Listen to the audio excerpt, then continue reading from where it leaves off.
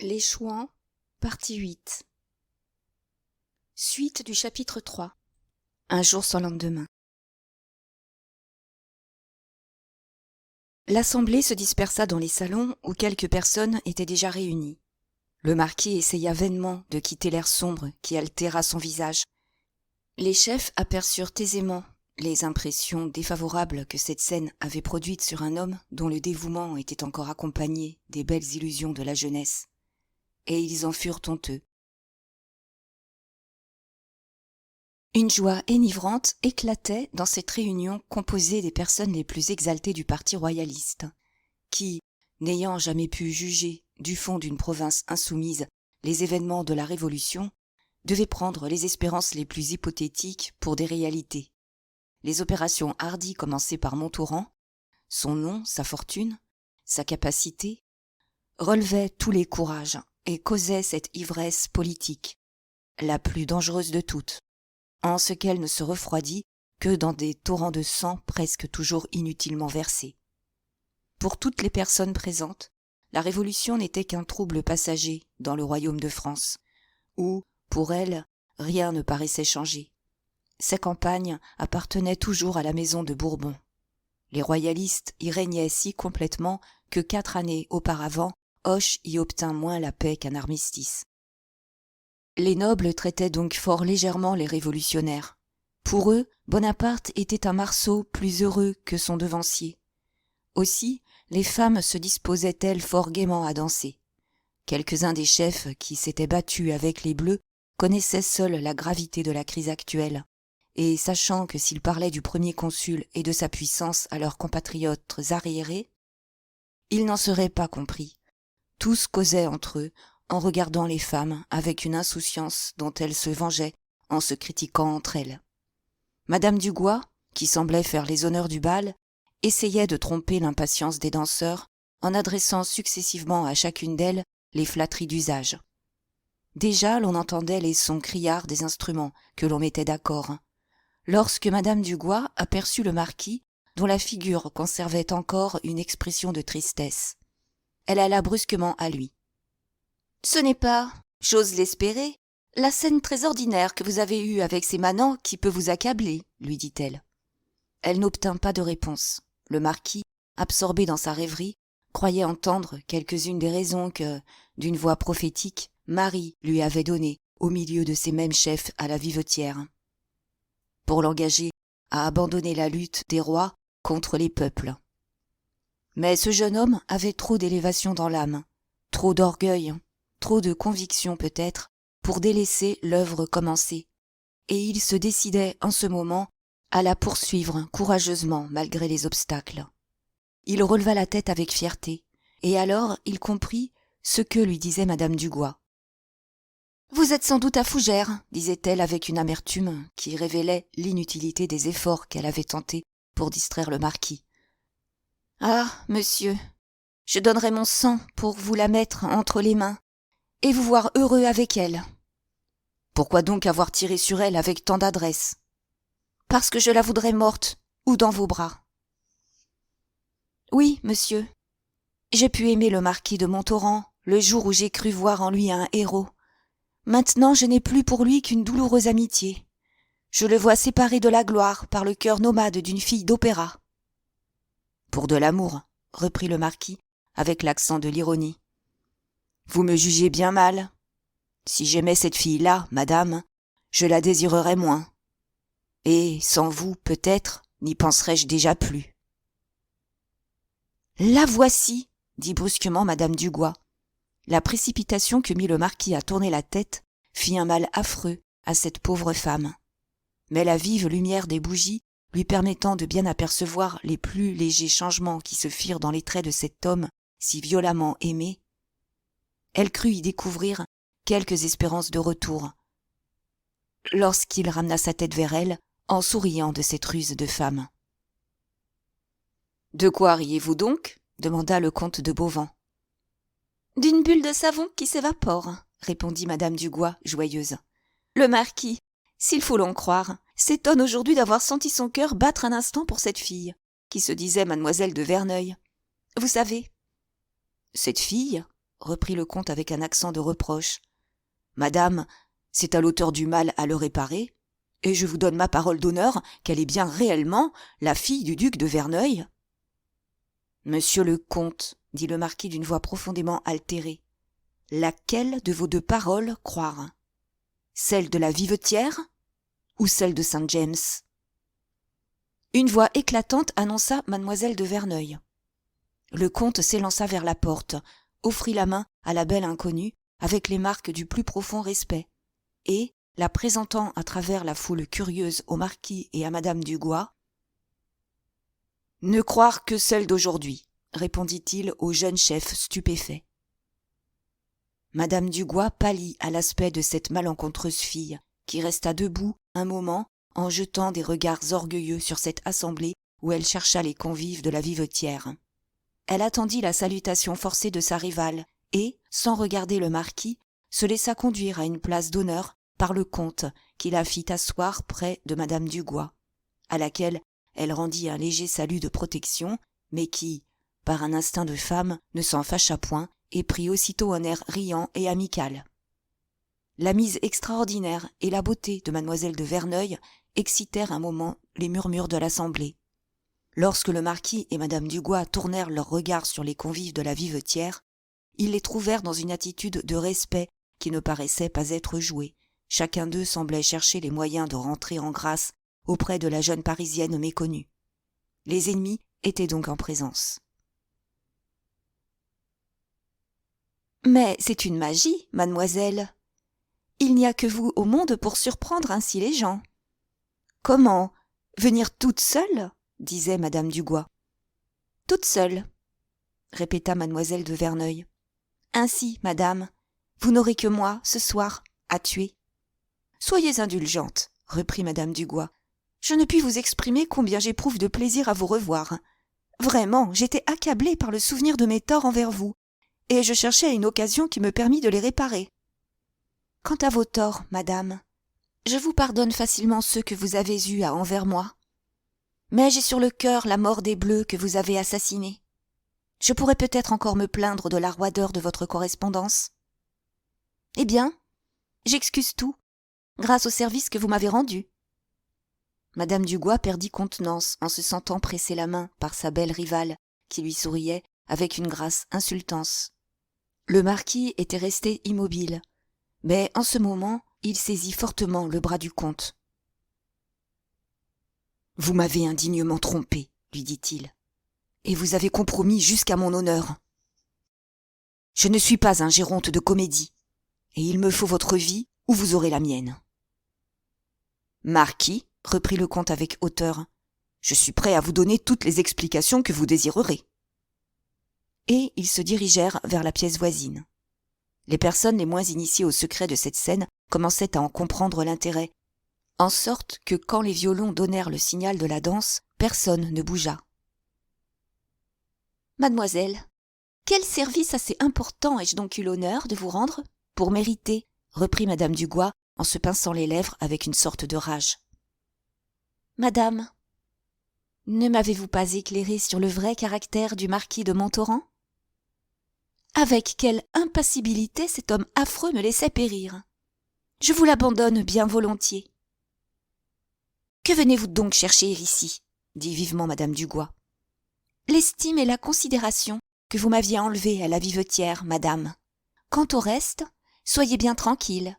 Si le marquis revenait à moi, vous devez savoir qu'un retour n'est jamais de l'amour. » Madame Dugois prit alors la main de mademoiselle de Verneuil avec cette affectueuse gentillesse de mouvement que les femmes déploient volontiers entre elles, surtout en présence des hommes. « Eh bien, ma pauvre petite, je suis enchantée de vous voir si raisonnable. Si le service que je vous ai rendu a été d'abord bien rude, dit-elle en pressant la main qu'elle tenait, quoiqu'elle éprouvât l'envie de la déchirer, lorsque ses doigts lui en révélèrent la moelleuse finesse, il sera du moins complet. Écoutez, je connais le caractère du gars, dit-elle avec un sourire perfide. Eh bien, il vous aurait trompé, et il ne veut et ne peut épouser personne. Ah, oui, mademoiselle, il n'a accepté sa dangereuse mission que pour mériter la main de mademoiselle d'Uxelles, alliance pour laquelle Sa Majesté lui a promis tout son appui. » Ha ha ! Mademoiselle de Verneuil n'ajouta pas un mot à cette railleuse exclamation. Le jeune et beau chevalier du Vissard, impatient de se faire pardonner la plaisanterie qui avait donné le signal des injures à la vivetière, s'avança vers elle en l'invitant respectueusement à danser. Elle lui tendit la main et s'élança pour prendre place au quadrille où figurait Madame Dugois. La mise de ces femmes dont les toilettes rappelaient les modes de la cour exilée, qui toutes avaient de la poudre ou les cheveux crêpés, sembla ridicule aussitôt qu'on put la comparer aux costumes à la fois élégants, riches et sévères que la mode autorisait mademoiselle de Verneuil à porter, qui fut proscrit à haute voix, mais envié in petto par les femmes. Les hommes ne se lassaient pas d'admirer la beauté d'une chevelure naturelle et les détails d'un ajustement dont la grâce était toute dans celle des proportions qu'il révélait. En ce moment, le marquis et le comte rentrèrent dans la salle de bal et arrivèrent derrière mademoiselle de Verneuil, qui ne se retourna pas. Si une glace, placée vis-à-vis d'elle, ne lui eût pas appris la présence du marquis, elle l'eût deviné par la contenance de madame Dugois, qui cachait mal, sous un air indifférent en apparence, l'impatience avec laquelle elle attendait la lutte qui, tôt ou tard, devait se déclarer entre les deux amants. Quoique le marquis s'entretint avec le comte et deux autres personnes, il put néanmoins entendre les propos des cavaliers et des danseuses qui, selon les caprices de la contredanse, venaient occuper momentanément la place de mademoiselle de Verneuil et de ses voisins. « Oh, mon Dieu, oui, madame, elle est venue seule, » disait l'un. « Il faut être bien hardi, » répondit la danseuse. « Mais si j'étais habillée ainsi, je me croirais nue, » dit une autre dame. « Oh, ce n'est pas un costume décent, » répliquait le cavalier, « mais elle est si belle, et il lui va si bien. »« Voyez, je suis honteuse pour elle de la perfection de sa danse. »« Ne trouvez-vous pas qu'elle a tout à fait l'air d'une fille d'opéra ?» répliqua la dame jalouse. « Croyez-vous qu'elle vienne ici pour traiter au nom du premier consul ?» demandait une troisième dame. « Quelle plaisanterie !» répondit le cavalier. « Elle n'apportera guère d'innocence en dot, » dit en riant la danseuse. Le gars se retourna brusquement pour voir la femme qui se permettait cet épigramme. Et alors madame de Gois le regarda d'un air qui disait évidemment « Vous voyez ce qu'on en pense ?» « Madame, dit en riant le comte à l'ennemi de Marie, il n'y a encore que les dames qui la lui ont ôtée. » Le marquis pardonna intérieurement au comte tous ses torts. Lorsqu'il se hasarda à jeter un regard sur sa maîtresse, dont les grâces étaient, comme celles de presque toutes les femmes, mises en relief par la lumière des bougies, elle lui tourna le dos en revenant à sa place et s'entretint avec son cavalier en laissant parvenir à l'oreille du marquis les sons les plus caressants de sa voix. « Le premier consul nous envoie des ambassadeurs bien dangereux, » lui disait son danseur. « Monsieur, » reprit-elle, « on a déjà dit cela à la vivetière. »« Mais vous avez autant de mémoire que le roi, » repartit le gentilhomme mécontent de sa maladresse. « Pour pardonner les injures, il faut bien s'en souvenir, » reprit-elle vivement, en le tirant d'embarras par un sourire. « Sommes-nous tous compris dans cette amnistie ?» lui demanda le marquis. Mais elle s'élança pour danser avec une ivresse enfantine en le laissant interdit et sans réponse. Il la contempla avec une froide mélancolie. Elle s'en aperçut.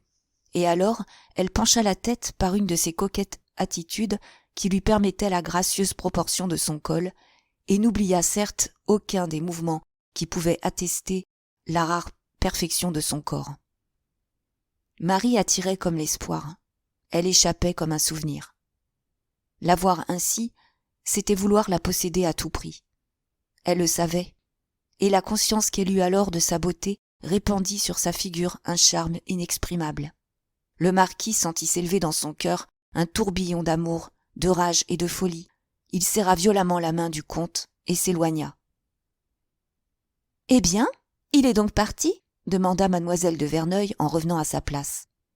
Le comte s'élança dans la salle voisine et fit à sa protégée un signe d'intelligence en lui ramenant le gars. « Il est à moi, » se dit-elle, en examinant dans la glace le marquis, dont la figure doucement agitée rayonnait d'espérance. Elle reçut le jeune chef en boudant et sans mot dire. Mais elle le quitta en souriant. Elle le voyait si supérieur qu'elle se sentit fière de pouvoir le tyranniser, et voulut lui faire acheter chèrement quelques douces paroles pour lui en apprendre tout le prix, suivant un instinct de femme auquel toutes obéissent plus ou moins.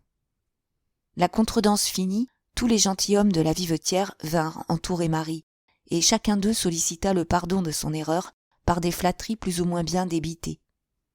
Mais celui qu'elle aurait voulu voir à ses pieds n'approcha pas du groupe où elle régnait. « Il se croit encore aimé, se dit-elle. Il ne veut pas être confondu avec les indifférents. » Elle refusa de danser. Puis, comme si cette fête eût été donnée pour elle, elle alla de quadrille en quadrille, appuyée sur le bras du comte de Beauvant, auquel elle se plut à témoigner quelque familiarité. L'aventure de la Vivetière était alors connue de toute l'assemblée dans ses moindres détails, grâce aux soins de madame Dugois qui espérait, en affichant ainsi mademoiselle de Verneuil et le marquis, mettre un obstacle de plus à leur réunion. Aussi, les deux amants brouillés étaient-ils devenus l'objet de l'attention générale. Montauran n'osait aborder sa maîtresse, car le sentiment de ses torts et la violence de ses désirs rallumés la lui rendaient presque terrible, et, de son côté, la jeune fille en épiait la figure faussement calme, tout en paraissant contempler le bal. « Il fait horriblement chaud ici, dit-elle à son cavalier. Je vois le front de monsieur de Montauran tout humide. Mettez-moi de l'autre côté, que je puisse respirer, j'étouffe. » Et, d'un geste de tête, elle désigna au comte le salon voisin où se trouvaient quelques joueurs. Le marquis y suivit sa maîtresse, dont les paroles avaient été devinées au seul mouvement des lèvres. Il osa espérer qu'elle ne s'éloignait de la foule que pour le revoir, et cette faveur supposée rendit à sa passion une violence inconnue, car son amour avait grandi de toutes les résistances qu'il croyait devoir lui opposer depuis quelques jours. Mademoiselle de Verneuil se plut à tourmenter le jeune chef. Son regard, si doux, si velouté pour le comte, devenait sec et sombre quand, par hasard, il rencontrait les yeux du marquis. Montauran parut faire un effort pénible et dit d'une voix sourde : « Ne me pardonnerez-vous donc pas ?» « L'amour, lui répondit-elle avec froideur, ne pardonne rien, ou pardonne tout. Mais, reprit-elle, en lui voyant faire un mouvement de joie, il faut aimer. » Elle avait repris le bras du comte et s'était élancée dans une espèce de boudoir attenant à la salle de jeu. Le marquis y suivit Marie.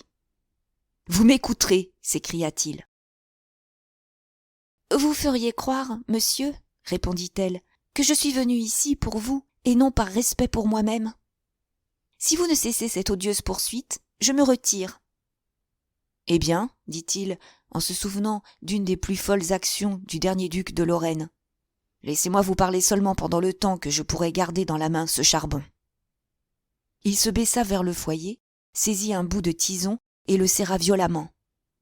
Mademoiselle de Verneuil rougit, dégagea vivement son bras de celui du comte et regarda le marquis avec étonnement. Le comte s'éloigna doucement et laissa les deux amants seuls. Une si folle action avait ébranlé le cœur de Marie, car, en amour, il n'y a rien de plus persuasif qu'une courageuse bêtise.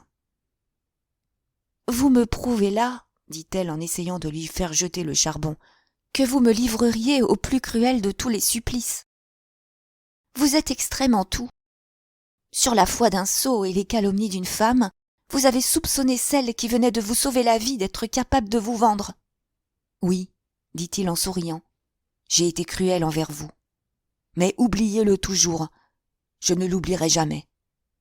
Écoutez-moi, j'ai été indignement trompé, mais tant de circonstances dans cette fatale journée se sont trouvées contre vous. »« Et ces circonstances suffisaient pour éteindre votre amour ?»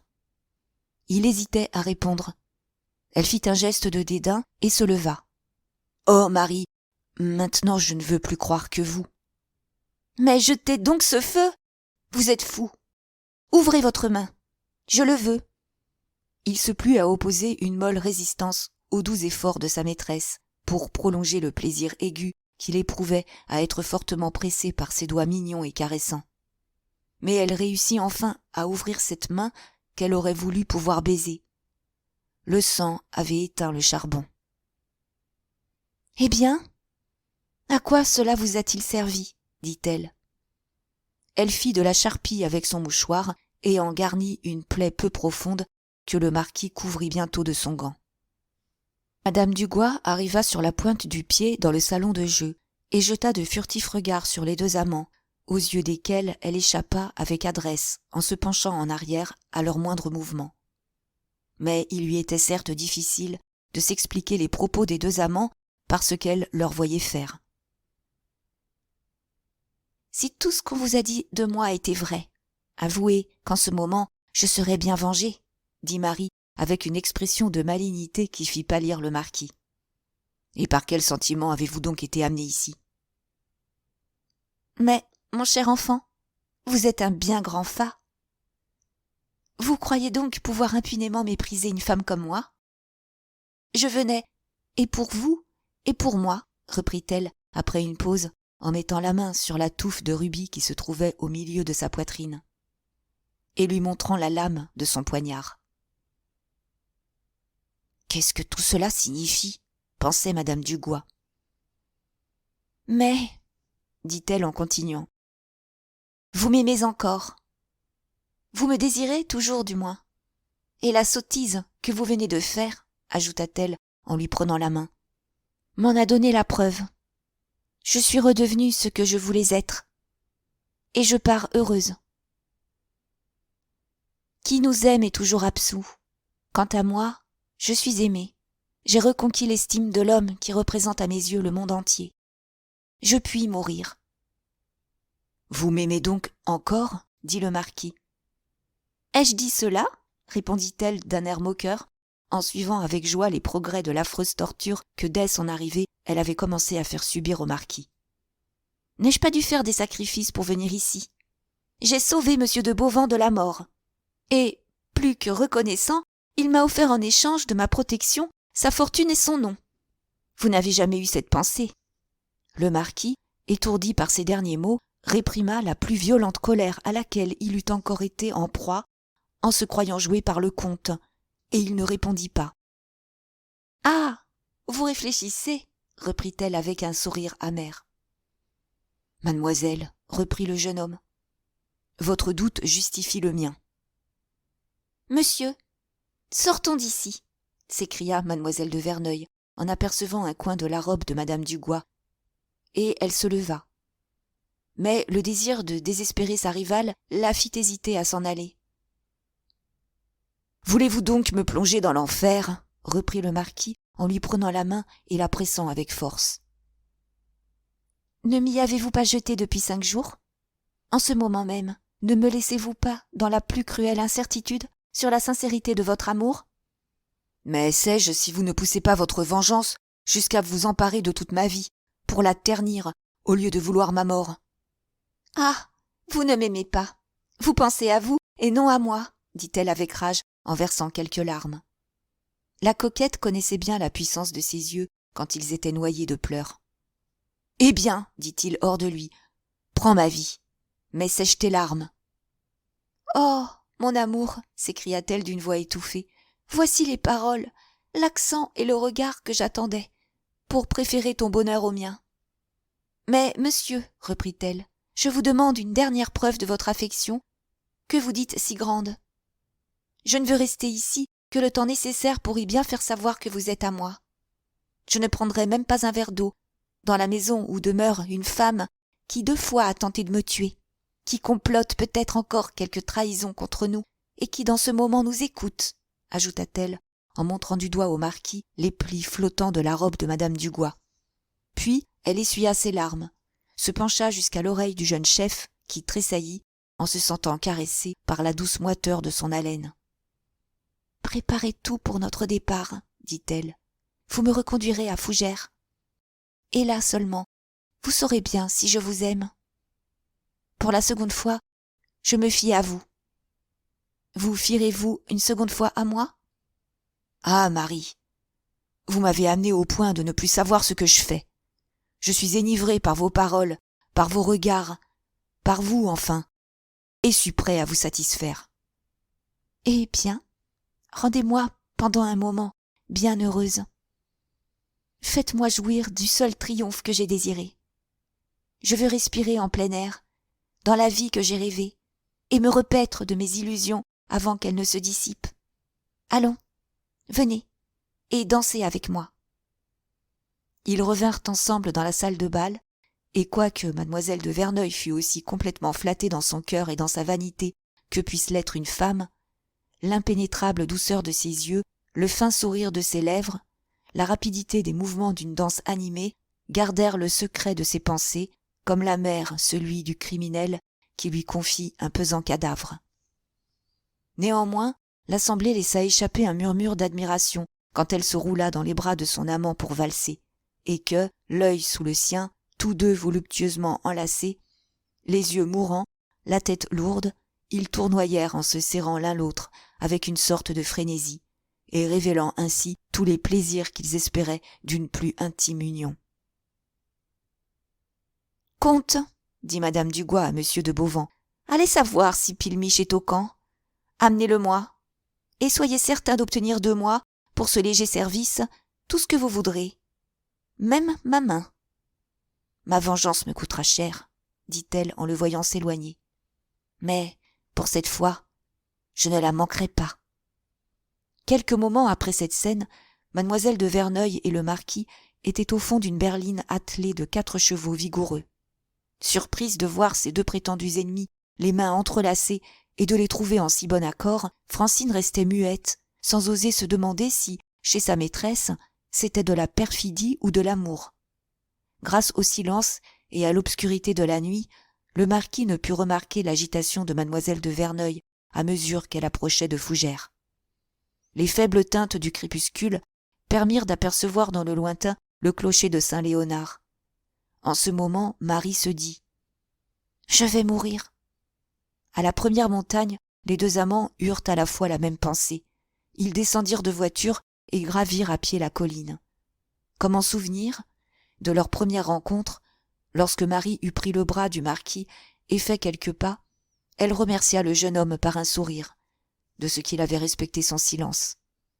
Puis, en arrivant sur le sommet du plateau, d'où l'on découvrait Fougères, elle sortit tout à fait de sa rêverie. « N'allez pas plus avant, dit-elle. Mon pouvoir ne vous sauverait plus des bleus aujourd'hui. » Montauran lui marqua quelque surprise. Elle sourit tristement, lui montra du doigt un quartier de roche, comme pour lui ordonner de s'asseoir, et resta debout dans une attitude de mélancolie. Les déchirantes émotions de son âme ne lui permettaient plus de déployer ces artifices qu'elle avait prodigués. En ce moment, elle se serait agenouillée sur des charbons ardents, sans les plus sentir que le marquis n'avait senti le tison dont il s'était saisi pour attester la violence de sa passion. Ce fut après avoir contemplé son amant par un regard empreint de la plus profonde douleur qu'elle lui dit ces affreuses paroles. « Tout ce que vous avez soupçonné de moi est vrai. » Le marquis laissa échapper un geste. « Ah, par grâce, dit-elle en joignant les mains, écoutez-moi sans m'interrompre. Je suis réellement, reprit-elle d'une voix émue, la fille du duc de Verneuil, mais sa fille naturelle. Ma mère, une demoiselle de Castéran, qui s'est faite religieuse pour échapper aux tortures qu'on lui préparait dans sa famille, expia sa faute par 15 années de larmes et mourut à 16. À son lit de mort, seulement, cette chère abbesse implora pour moi l'homme qui l'avait abandonnée, car elle me savait sans amis, sans fortune, sans avenir. Cet homme, toujours présent sous le toit de la mère de Francine, aux soins de qui je fus remise, avait oublié son enfant. Néanmoins, le duc m'accueillit avec plaisir et me reconnut parce que j'étais belle et que peut-être il se revoyait jeune en moi. C'était un de ces seigneurs qui, sous le règne précédent, mirent leur gloire à montrer comme on pouvait se faire pardonner un crime en le commettant avec grâce. Je n'ajouterai rien. Il fut mon père. Cependant, laissez-moi vous expliquer comment mon séjour à Paris a dû me gâter l'âme. La société du duc de Verneuil et celle où il m'introduisit étaient engouées de cette philosophie moqueuse dont s'enthousiasmait la France, parce qu'on l'y professait partout avec esprit. Les brillantes conversations qui flattèrent mon oreille se recommandaient par la finesse des aperçus ou par un mépris spirituellement formulé pour ce qui était religieux et vrai. Les hommes, en se moquant des sentiments, les peignaient d'autant mieux qu'ils ne les éprouvaient pas. Et ils séduisaient autant par leurs expressions épigrammatiques que par la bonhomie avec laquelle ils savaient mettre toute une aventure dans un mot. Mais souvent, ils péchaient par trop d'esprit et fatiguaient les femmes en faisant de l'amour un art plutôt qu'une affaire de cœur. J'ai faiblement résisté à ce torrent. Cependant mon âme, pardonnez-moi cet orgueil, était assez passionnée pour sentir que l'esprit avait desséché tous les cœurs. Mais la vie que j'ai menée alors a eu pour résultat d'établir une lutte perpétuelle entre mes sentiments naturels et les habitudes vicieuses que j'y ai contractées. Quelques gens supérieurs s'étaient plu à développer en moi cette liberté de penser, ce mépris de l'opinion publique, qui ravissent à la femme une certaine modestie d'âme, sans laquelle elle perd son charme. Hélas, le malheur n'a pas eu le pouvoir de détruire les défauts que me donna l'opulence. Mon père, poursuivit-elle, après avoir laissé échapper un soupir, le duc de Verneuil, mourut après m'avoir reconnu et avantagé par un testament qui diminuait considérablement la fortune de mon frère, son fils légitime. Je me trouvais un matin sans asile ni protecteur. Mon frère attaquait le testament qui me faisait riche. 3 années passées auprès d'une famille opulente avaient développé ma vanité. En satisfaisant à toutes mes fantaisies, mon père m'avait créé des besoins de luxe, des habitudes desquelles mon âme encore jeune et naïve ne s'expliquait ni les dangers ni la tyrannie. Un ami de mon père, le maréchal-duc de Lenoncourt, âgé de 70 ans, s'offrit à me servir de tuteur. J'acceptai. Je me retrouvai, quelques jours après le commencement de cet odieux procès, dans une maison brillante où je jouissais de tous les avantages que la cruauté d'un frère me refusait sur le cercueil de notre père. Tous les soirs, le vieux maréchal venait passer auprès de moi quelques heures, pendant lesquelles ce vieillard ne me faisait entendre que des paroles douces et consolantes. Ses cheveux blancs et toutes les preuves touchantes qu'il me donnait d'une tendresse paternelle m'engageaient à reporter sur son cœur les sentiments du mien. Et je me plus à me croire sa fille. J'acceptais les parures qu'il m'offrait, et je ne lui cachais aucun de mes caprices, en le voyant si heureux de les satisfaire. Un soir, j'appris que tout Paris me croyait la maîtresse de ce pauvre vieillard. On me prouva qu'il était hors de mon pouvoir de reconquérir une innocence de laquelle chacun me dépouillait gratuitement. L'homme qui avait abusé de mon inexpérience ne pouvait pas être un amant et ne voulait pas être mon mari. Dans la semaine où je fis cette horrible découverte, la veille du jour fixé pour mon union avec celui de qui je sus exiger le nom, seule réparation qu'il me put offrir, il partit pour Coblentz. Je fus honteusement chassée de la petite maison où le maréchal m'avait mise, et qui ne lui appartenait pas. Jusqu'à présent, je vous ai dit la vérité, comme si j'étais devant Dieu. Mais maintenant, ne demandez pas à une infortunée le compte des souffrances ensevelies dans sa mémoire. Un jour, monsieur, je me trouvais mariée à Danton. Quelques jours plus tard, l'ouragan renversait le chêne immense autour duquel j'avais tourné mes bras. En me revoyant plongée dans la plus profonde misère, je résolus cette fois de mourir. Je ne sais si l'amour de la vie, si l'espoir de fatiguer le malheur et de trouver au fond de cet abîme sans fin un bonheur qui me fuyait, furent à mon insu mes conseillers, ou si je fus séduite par les raisonnements d'un jeune homme de Vendôme, qui, depuis 2 ans, s'est attaché à moi comme un serpent à un arbre, en croyant sans doute qu'un extrême malheur peut me donner à lui. Enfin, j'ignore comment j'ai accepté l'odieuse mission d'aller, pour 300 000 francs, me faire aimer d'un inconnu que je devais livrer. Je vous ai vu, monsieur, et vous ai reconnu tout d'abord par un de ces pressentiments qui ne nous trompent jamais. Cependant, je me plaisais à douter, car plus je vous aimais, plus la certitude m'était affreuse. En vous sauvant des mains du commandant Hulot, j'abjurais donc mon rôle, et résolus de tromper les bourreaux au lieu de tromper leurs victimes. J'ai eu tort de me jouer ainsi des hommes, de leur vie, de leur politique et de moi-même, avec l'insouciance d'une fille qui ne voit que des sentiments dans le monde. Je me suis cru aimée, et me suis laissé aller à l'espoir de recommencer ma vie.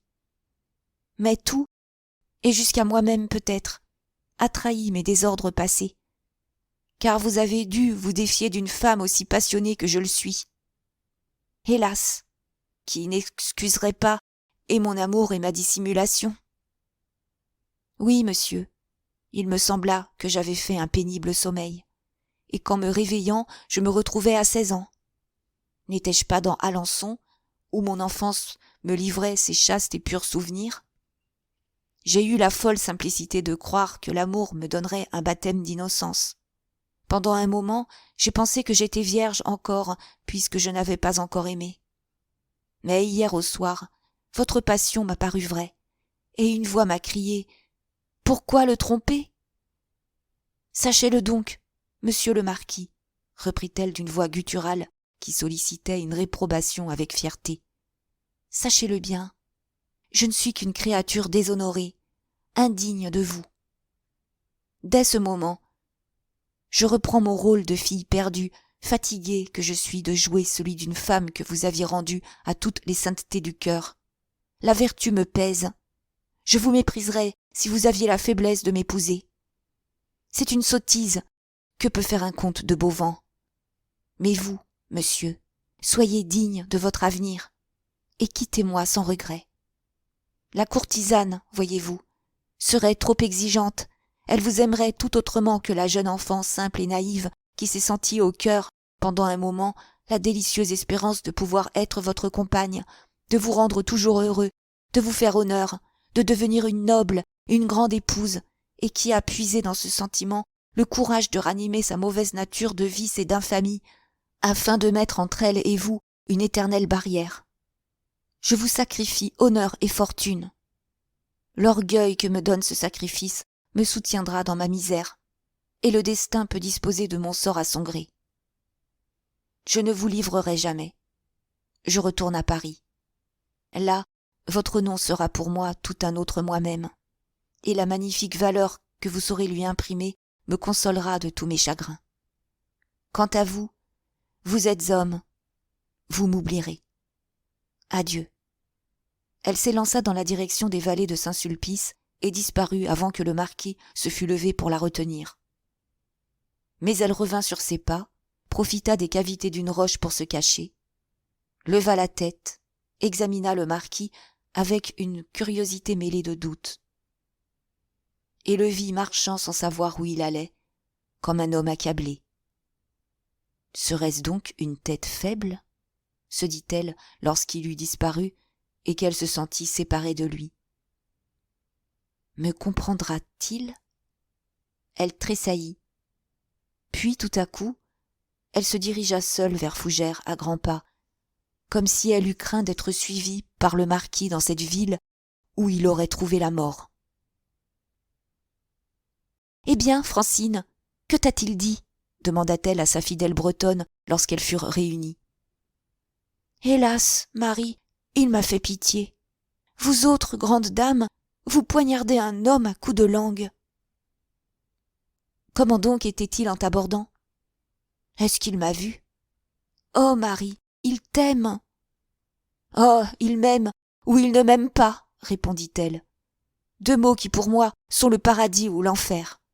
Entre ces deux extrêmes, je ne trouve pas une place où je puisse poser mon pied. » Après avoir ainsi accompli son terrible destin, Marie put s'abandonner à toute sa douleur, et sa figure, jusque-là soutenue par tant de sentiments divers, s'altéra si rapidement qu'après une journée pendant laquelle elle flotta sans cesse entre un pressentiment de bonheur et le désespoir, elle perdit l'éclat de sa beauté et cette fraîcheur dont le principe est dans l'absence de toute passion ou dans l'ivresse de la félicité. Curieux de connaître le résultat de sa folle entreprise, Hulot et Corentin étaient venus voir Marie peu de temps après son arrivée. Elle les reçut d'un air riant. « Eh bien, dit-elle au commandant, dont la figure soucieuse avait une expression très interrogative, le renard revient à portée de vos fusils, et vous allez bientôt remporter une bien glorieuse victoire. »« Qu'est-il donc arrivé ?» demanda négligemment Corentin en jetant à mademoiselle de Verneuil un de ces regards obliques par lesquels ces espèces de diplomates espionnent la pensée. « Ah !» répondit-elle, « le gars est plus que jamais épris de ma personne, et je l'ai contraint à nous accompagner jusqu'aux portes de Fougères. »« Il paraît que votre pouvoir a cessé là, » reprit Corentin, et que la peur du ci-devant surpasse encore l'amour que vous lui inspirez. Mademoiselle de Verneuil jeta un regard de mépris à Corentin. « Vous le jugez d'après vous-même, lui répondit-elle. « Eh bien, dit-il sans s'émouvoir, pourquoi ne l'avez-vous pas amené jusque chez vous ?»« S'il m'aimait véritablement, commandant, dit-elle à Hulot en lui jetant un regard plein de malice. M'en voudriez-vous beaucoup de le sauver, en l'emmenant hors de France ?» Le vieux soldat s'avança vivement vers elle et lui prit la main pour la baiser, avec une sorte d'enthousiasme. Puis il la regarda fixement et lui dit d'un air sombre. « Vous oubliez mes 2 amis et mes 63 hommes. »« Ah, commandant, dit-elle avec toute la naïveté de la passion, il n'en est pas comptable. Il a été joué par une mauvaise femme, la maîtresse de charrette, qui boirait, je crois, le sang des bleus. »« Allons, Marie, reprit Corentin, ne vous moquez pas du commandant. Il n'est pas encore au fait de vos plaisanteries. »« Taisez-vous, lui répondit-elle, et sachez que le jour où vous m'aurez un peu trop déplu n'aura pas de lendemain pour vous. »« Je vois, mademoiselle, dit Hulot sans amertume, que je dois m'apprêter à combattre. »« Vous n'êtes pas en mesure, cher colonel. Je leur ai vu plus de 6 000 hommes à Saint-James, des troupes régulières, de l'artillerie et des officiers anglais. Mais que deviendraient ces gens-là sans lui? Je pense comme Fouché. Sa tête est tout. »« Eh bien, l'aurons-nous » demanda Corentin, impatienté.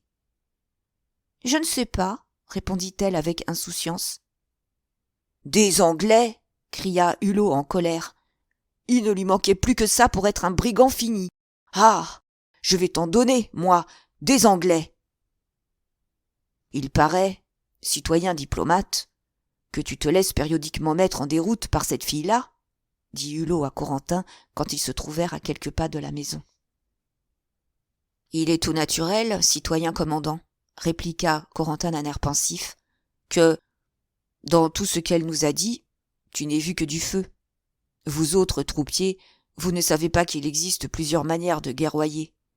Employer habilement les passions des hommes ou des femmes, comme des ressorts que l'on fait mouvoir au profit de l'État, mettre les rouages à leur place dans cette grande machine que nous appelons un gouvernement, et se plaire à y enfermer les plus indomptables sentiments comme des détentes que l'on s'amuse à surveiller, n'est-ce pas créer et, comme Dieu, se placer au centre de l'univers ? Tu me permettras de préférer mon métier au tien, répliqua sèchement le militaire. Ainsi, vous ferez tout ce que vous voudrez avec vos rouages, mais je ne connais d'autre supérieur que le ministre de la guerre. J'ai mes ordres. Je vais me mettre en campagne avec des lapins qui ne boudent pas et prendre en face l'ennemi que tu veux saisir par derrière. Oh, tu peux te préparer à marcher, reprit Corentin. D'après ce que cette fille m'a laissé deviner, quelque impénétrable qu'elle te semble, tu vas avoir à t'escarmoucher, et je te procurerai avant peu le plaisir d'un tête-à-tête avec le chef de ces brigands. « Comment ça ?» demanda Hulot en reculant pour mieux regarder cet étrange personnage. « Mademoiselle de Verneuil aime le gars, » reprit Corentin d'une voix sourde, « et peut-être en est-elle aimée. Un marquis, cordon rouge, jeune et spirituel, qui sait même, s'il n'est pas riche encore, combien de tentations. Elle serait bien sotte de ne pas agir pour son compte, en tâchant de l'épouser plutôt que de nous le livrer. Elle cherche à nous amuser. Mais j'ai lu dans les yeux de cette fille quelque incertitude. Les 2 amants auront vraisemblablement un rendez-vous, et peut-être est-il déjà donné. Eh bien, demain, je tiendrai mon homme par les 2 oreilles. Jusqu'à présent, il n'était que l'ennemi de la République. Mais il est devenu le mien depuis quelques instants. Or, ceux qui se sont avisés de se mettre entre cette fille et moi sont tous morts sur l'échafaud. » En achevant ces paroles, Corentin retomba dans des réflexions qui ne lui permirent pas de voir le profond dégoût qui se peignit sur le visage du loyal militaire au moment où il découvrit la profondeur de cette intrigue et le mécanisme des ressorts employés par Fouché. Aussi, Hulot résolut-il de contrarier Corentin en tout ce qui ne nuirait pas essentiellement au succès et aux vœux du gouvernement, et de laisser à l'ennemi de la République les moyens de périr avec honneur, les armes à la main, avant d'être la proie du bourreau de qui ce sbire de la haute police s'avouait être le pourvoyeur. Si le premier consul m'écoutait, dit-il en tournant le dos à Corentin, il laisserait ces renards-là combattre les aristocrates. Ils sont dignes les uns des autres. Et il emploierait les soldats à toute autre chose. Corentin regarda froidement le militaire, dont la pensée avait éclairé le visage, et alors ses yeux reprirent une expression sardonique qui révéla la supériorité de ce Machiavel subalterne. Donnez 3 aunes de drap bleu à ces animaux-là, et mettez-leur un morceau de fer au côté, se dit-il. Ils s'imaginent qu'en politique, on ne doit tuer les hommes que d'une façon. Puis il se promena lentement pendant quelques minutes, et se dit tout à coup. Oui, le moment est venu. Cette femme sera donc à moi. Depuis 5 ans, le cercle que je trace autour d'elle s'est insensiblement rétréci. Je la tiens, et avec elle j'arriverai dans le gouvernement aussi haut que Fouché. Oui, si elle perd le seul homme qu'elle ait aimé, la douleur me la livrera corps et âme. Il ne s'agit plus que de veiller nuit et jour pour surprendre son secret. Un moment après, un observateur aurait distingué la figure pâle de cet homme à travers la fenêtre d'une maison d'où il pouvait apercevoir tout ce qui entrait dans l'impasse formée par la rangée de maisons parallèles à Saint-Léonard. Avec la patience du chat qui guette la souris, Corentin était encore, le lendemain matin, attentif au moindre bruit et occupé à soumettre chaque passant au plus sévère examen. La journée qui commençait était un jour de marché. Quoique, dans ce temps calamiteux, les paysans se hasardassent difficilement à venir en ville, Corentin vit un petit homme à figure ténébreuse, couvert d'une peau de bique, et qui portait à son bras un petit panier rond de forme écrasée, se dirigeant vers la maison de mademoiselle de Verneuil, après avoir jeté autour de lui des regards assez insouciants. Corentin descendit dans l'intention d'attendre le paysan à sa sortie, mais tout à coup il sentit que s'il pouvait arriver à l'improviste chez mademoiselle de Verneuil, il surprendrait peut-être d'un seul regard les secrets cachés dans le panier de cet émissaire.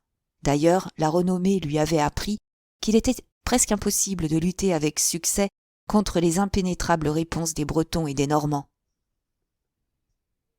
« Galope, Chopine !» s'écria mademoiselle de Verneuil lorsque Francine introduisit le chouan. « Serais-je donc aimée ?» se dit-elle à voix basse. Un espoir instinctif répandit les plus brillantes couleurs sur son teint et la joie dans son cœur.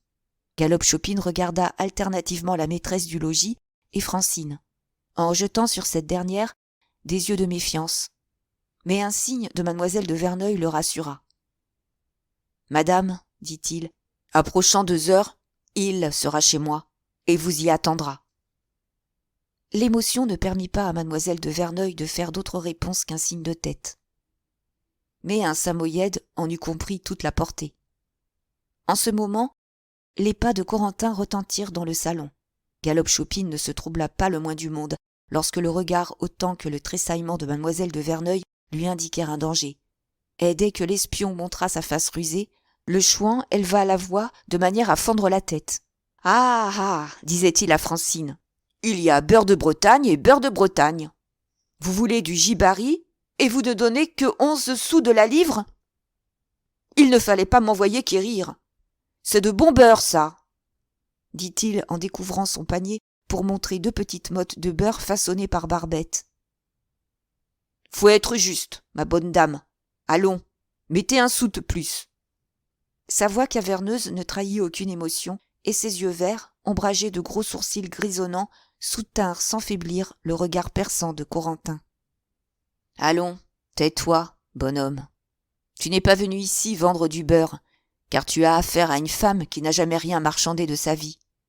Le métier que tu fais, mon vieux, te rendra quelques jours plus court de la tête. » Et Corentin, le frappant amicalement sur l'épaule, ajouta.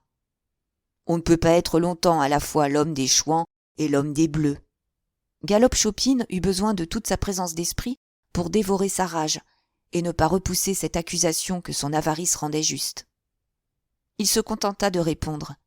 « Monsieur veut se gausser de moi. » Corentin avait tourné le dos au chouan, mais, tout en saluant mademoiselle de Verneuil, dont le cœur se serra, il pouvait facilement l'examiner dans la glace.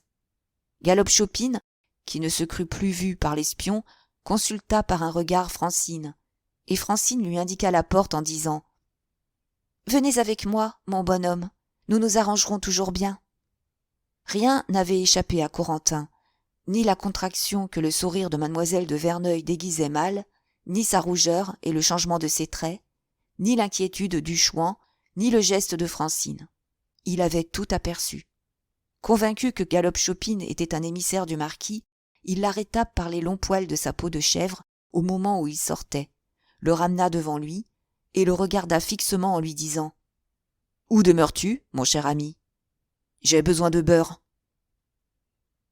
« Mais, bon monsieur, répondait le Chouan, tout Fougères sait où je demeure, je suis quasiment de... »« Corentin !» s'écria mademoiselle de Verneuil en interrompant la réponse de Galop-Chopine. « Vous êtes bien hardi de venir chez moi à cette heure, et de me surprendre ainsi. À peine suis-je habillée. Laissez ce paysan tranquille, il ne comprend pas plus vos ruses que je n'en conçois les motifs. Allez, brave homme. » Galop-Chopine hésita un instant à partir.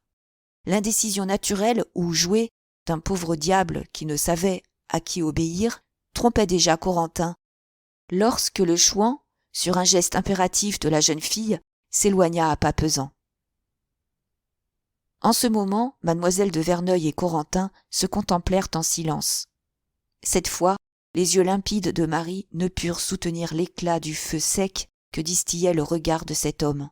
L'air résolu avec lequel l'espion pénétra dans la chambre, une expression de visage que Marie ne lui connaissait pas, le son mat de sa voix grêle, sa démarche, tout l'effraya. Elle comprit qu'une lutte secrète commençait entre eux, et qu'il déployait contre elle tous les pouvoirs de sa sinistre influence. Mais si elle eut en ce moment une vue distincte et complète de l'abîme au fond duquel elle se précipitait, elle puisa des forces dans son amour pour secouer le froid glacial de ses pressentiments. « Corentin, reprit-elle avec une sorte de gaieté, j'espère que vous allez me laisser faire ma toilette. »« Marie, dit-il. Oui, permettez-moi de vous nommer ainsi. Vous ne me connaissez pas encore. Écoutez, un homme moins perspicace que je ne le suis aurait déjà découvert votre amour pour le marquis de Montauran. Je vous ai à plusieurs reprises offert et mon cœur et ma main. Vous ne m'avez pas trouvé digne de vous, et peut-être avez-vous raison. Mais si vous vous trouvez trop haut placée, trop belle ou trop grande pour moi, je saurais bien vous faire descendre jusqu'à moi. Mon ambition et mes maximes vous ont donné peu d'estime pour moi. Et, franchement, vous avez tort. Les hommes ne valent que ce que je les estime. Presque rien. J'arriverai certes à une haute position dont les honneurs vous flatteront. Qui pourra mieux vous aimer ? Qui vous laissera plus souverainement maîtresse de lui, si ce n'est l'homme par qui vous êtes aimée depuis 5 ans ? Quoique je risque de vous voir prendre de moi une idée qui me sera défavorable, car vous ne concevez pas qu'on puisse renoncer par excès d'amour à la personne qu'on idolâtre, je vais vous donner la mesure du désintéressement avec lequel je vous adore. N'agitez pas ainsi votre jolie tête. Si le marquis vous aime, épousez-le, mais auparavant, assurez-vous bien de sa sincérité. Je serais au désespoir de vous avoir trompé, car je préfère votre bonheur au mien. Ma résolution peut vous étonner, mais ne l'attribuez qu'à la prudence d'un homme qui n'est pas assez niais pour vouloir posséder une femme malgré elle. Aussi, est-ce moi, et non vous, que j'accuse de l'inutilité de mes efforts.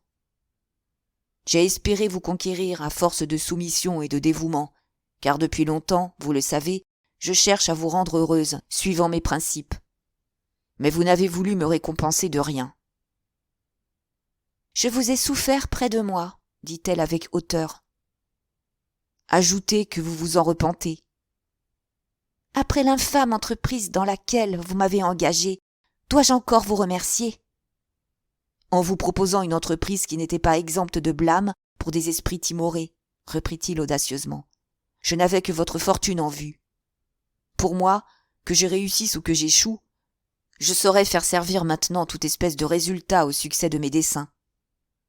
Si vous épousiez Montauran, je serais charmé de servir utilement la cause des Bourbons à Paris, où je suis membre du club de Clichy. Or, une circonstance qui me mettrait en correspondance avec les princes, me déciderait à abandonner les intérêts d'une république qui marche à sa décadence. Le général Bonaparte est trop habile pour ne pas sentir qu'il lui est impossible d'être à la fois en Allemagne, en Italie et ici où la Révolution succombe. Il n'a fait sans doute le 18 Brumaire que pour obtenir des Bourbons de plus forts avantages en traitant de la France avec eux, car c'est un garçon très spirituel et qui ne manque pas de portée. Mais les hommes politiques doivent le devancer dans la voie où il s'engage. Trahir la France est encore un de ces scrupules que, nous autres gens supérieurs, laissons au sceau. Je ne vous cache pas que j'ai les pouvoirs nécessaires pour entamer des négociations avec les chefs des Chouans, aussi bien que pour les faire périr. Car Fouché, mon protecteur, est un homme assez profond. Il a toujours joué en double jeu. Pendant la Terreur, il était à la fois pour Robespierre et pour Danton. « Que vous avez lâchement abandonné, dit-elle. « Niaiserie, répondit Corentin. Il est mort, oubliez-le. Allons, parlez-moi à cœur ouvert. Je vous en donne l'exemple. Ce chef de demi-brigade est plus rusé qu'il ne le paraît. Et, si vous vouliez tromper sa surveillance, je ne vous serais pas inutile. Songez qu'il a infesté les vallées de Contre-Chouans et surprendrait bien promptement vos rendez-vous. En restant ici, sous ses yeux, vous êtes à la merci de sa police. Voyez avec quelle rapidité il a su que ce Chouan était chez vous. Sa sagacité militaire ne doit-elle pas lui faire comprendre que vos moindres mouvements lui indiqueront ceux du marquis, si vous en êtes aimé ? » Mademoiselle de Verneuil n'avait jamais entendu de voix si doucement affectueuse. Corentin était tout bonne foi et paraissait plein de confiance. Le cœur de la jeune fille recevait si facilement des impressions généreuses qu'elle allait livrer son secret au serpent qui l'enveloppait dans ses replis. Cependant, elle pensa que rien ne prouvait la sincérité de cet artificieux langage. Elle ne se fit donc aucun scrupule de tromper son surveillant. « Eh bien, répondit-elle, vous avez deviné, Corentin. Oui, j'aime le marquis. Mais je n'en suis pas aimée. Du moins, je le crains. Aussi, le rendez-vous qu'il me donne me semble-t-il cacher quelques pièges. »« Mais, répliqua Corentin, vous nous avez dit hier qu'il vous avait accompagné jusqu'à Fougères. S'il eût voulu exercer des violences contre vous, vous ne seriez pas ici. »« Vous avez le cœur sec, Corentin. Vous pouvez établir de savantes combinaisons sur les événements de la vie humaine, et non sur ceux d'une passion. Voilà peut-être d'où vient la constante répugnance que vous m'inspirez. Puisque vous êtes si clairvoyant, cherchez à comprendre comment un homme de qui je me suis séparée violemment avant-hier m'attend avec impatience aujourd'hui, sur la route de Mayenne, dans une maison de Florigny, vers le soir. » À cet aveu qui semblait échapper dans un emportement assez naturel à cette créature franche et passionnée, Corentin rougit, car il était encore jeune. Mais il jeta sur elle, et à la dérobée, un de ces regards perçants qui vont chercher l'âme. La naïveté de mademoiselle de Verneuil était si bien jouée qu'elle trompa l'espion, et il répondit avec une bonhomie factice. « Voulez-vous que je vous accompagne de loin ? J'aurai avec moi des soldats déguisés, et nous serions prêts à vous obéir. »« J'y consens, dit-elle, mais promettez-moi, sur votre honneur. »« Oh non, je n'y crois pas. Par votre salut. »« Mais vous ne croyez pas en Dieu. Par votre âme. Vous n'en avez peut-être pas. Quelle assurance pouvez-vous donc me donner de votre fidélité ? » Et je me fis à vous. Cependant, et je remets en vos mains plus que ma vie, ou mon amour, ou ma vengeance. Le léger sourire qui apparut sur la figure blafarde de Corentin fit connaître à mademoiselle de Verneuil le danger qu'elle venait d'éviter. Le sbire, dont les narines se contractaient au lieu de se dilater, prit la main de sa victime, la baisa avec les marques du respect le plus profond, et la quitta en lui faisant un salut qui n'était pas dénué de grâce. 3 heures après cette scène, mademoiselle de Verneuil, qui craignait le retour de Corentin, sortit furtivement par la porte de Saint-Léonard et gagna le petit sentier du Nid aux Crocs qui conduisait dans la vallée du Nançon. Elle se crut sauvée en marchant sans témoin à travers le dédale des sentiers qui menaient à la cabane de Galop-Chopine, où elle allait gaiement, conduite par l'espoir de trouver enfin le bonheur et par le désir de soustraire son amant au sort qui le menaçait. Pendant ce temps, Corentin était à la recherche du commandant. Il eut de la peine à reconnaître Hulot, en le trouvant sur une petite place où il s'occupait de quelques préparatifs militaires. En effet, le brave vétéran avait fait un sacrifice dont le mérite sera difficilement apprécié. Sa queue et ses moustaches étaient coupées, et ses cheveux, soumis au régime ecclésiastique, avaient un œil de poudre. Chaussé de gros souliers ferrés, ayant troqué son vieil uniforme bleu et son épée contre une peau de bique, armé d'une ceinture de pistolets et d'une lourde carabine, il passait en revue 200 habitants de Fougères, dont les costumes auraient pu tromper l'œil du chouan le plus exercé. L'esprit belliqueux de cette petite ville et le caractère breton se déployaient dans cette scène, qui n'était pas nouvelle. Çà et là, quelques mères, quelques sœurs, apportaient à leurs fils, à leurs frères, une gourde d'eau-de-vie ou des pistolets oubliés. Plusieurs vieillards s'enquéraient du nombre et de la bonté des cartouches de ces gardes nationaux déguisés en contre-chouans, et dont la gaieté annonçait plutôt une partie de chasse qu'une expédition dangereuse. Pour eux, les rencontres de la chouannerie, où les Bretons des villes se battaient avec les Bretons des campagnes, semblaient avoir remplacé les tournois de la chevalerie. Cet enthousiasme patriotique avait peut-être pour principe quelques acquisitions de biens nationaux. Néanmoins, les bienfaits de la Révolution, mieux appréciés dans les villes, l'esprit de parti, un certain amour national pour la guerre, entraient aussi pour beaucoup dans cette ardeur. Hulot, émerveillé, parcourait les rangs en demandant des renseignements à Gudin, sur lequel il avait reporté tous les sentiments d'amitié jadis voués à Merle et à Gérard. Un grand nombre d'habitants examinaient les préparatifs de l'expédition en comparant la tenue de leurs tumultueux compatriotes à celle d'un bataillon de la demi-brigade de Hulot. Tous immobiles et silencieusement alignés, les Bleus attendaient, sous la conduite de leurs officiers, les ordres du commandant, que les yeux de chaque soldat suivaient de groupe en groupe. En parvenant auprès du vieux chef de demi-brigade, Corentin ne put s'empêcher de sourire du changement opéré sur la figure de Hulot. Il avait l'air d'un portrait qui ne ressemble plus à l'original. « Qu'y a-t-il donc de nouveau ?» lui demanda Corentin. « Viens faire avec nous le coup de fusil et tu le sauras, » lui répondit le commandant. « Oh, je ne suis pas de Fougères, » répliqua Corentin. « Cela se voit bien, citoyen, » lui dit Gudin. Quelques rires moqueurs partirent de tous les groupes voisins. « Crois-tu, » reprit Corentin, « qu'on ne puisse servir la France qu'avec des baïonnettes ?» Puis il tourna le dos aux rieurs et s'adressa à une femme pour apprendre le but et la destination de cette expédition. « Hélas, mon bonhomme, les Chouans sont déjà à Florigny. On dit qu'ils sont plus de 3000 et s'avancent pour prendre Fougères. »« Florigny ?» s'écria Corentin, pâlissant. « Le rendez-vous n'est pas là. »« Est-ce bien, reprit-il, Florigny sur la route de Mayenne ?»« Il n'y a pas de Florigny, » lui répondit la femme en lui montrant le chemin terminé par le sommet de la Pèlerine.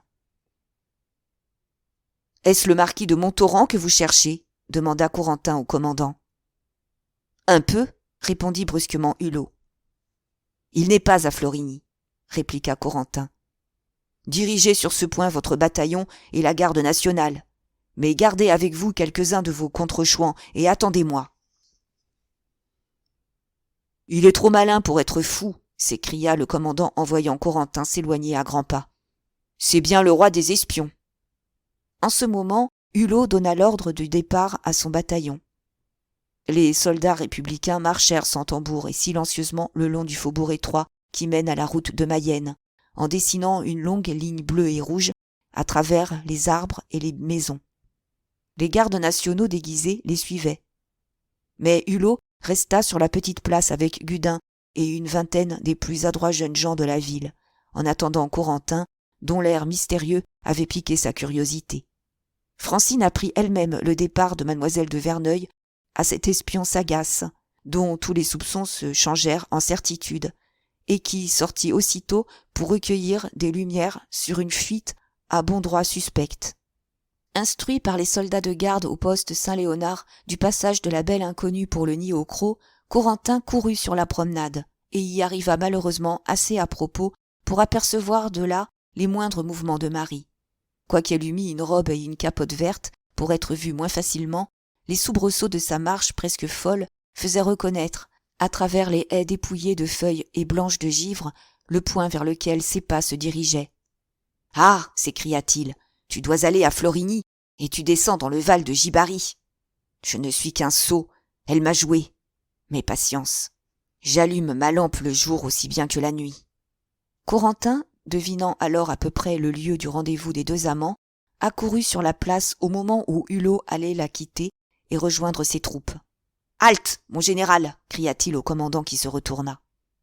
En un instant, Corentin instruisit le soldat des événements dont la trame, quoique cachée, laissait voir quelques-uns de ses fils, et Hulot, frappé par la perspicacité du diplomate, lui saisit vivement le bras.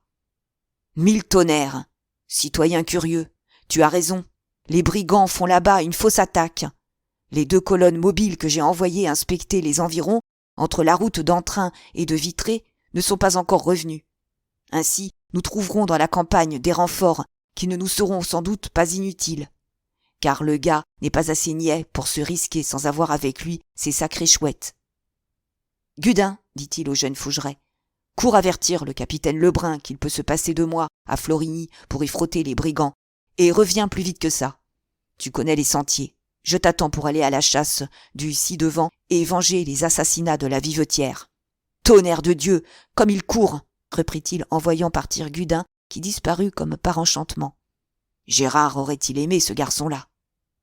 À son retour, Gudin trouva la petite troupe de Hulot augmentée de quelques soldats pris aux différents postes de la ville.